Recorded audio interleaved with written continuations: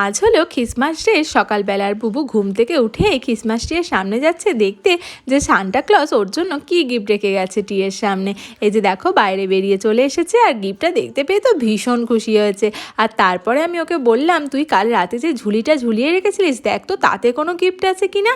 আর সেখান থেকেও বুবু আর একটা গিফট পেয়ে তো ভীষণ খুশি। বোনাস গিফট পেলে কে না খুশি হয়, তাই না বলো? আর ওর মুখে তো একগাল হাসি দুখানা গিফট পেয়ে।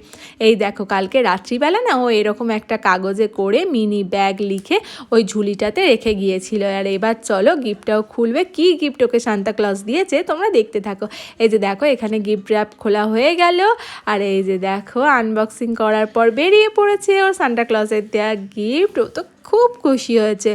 এই দেখো সান্টা ক্লজ দিয়েছিল এই মিনি ব্যাগটা টাইগারকে, টাইগার ব্যাগই দিয়েছে। আর সাথে দিয়েছিল এরকম মিনি ওয়েফার্সের একটা প্যাকেট। এই যে দেখো পরে নিয়েছে সকালবেলা।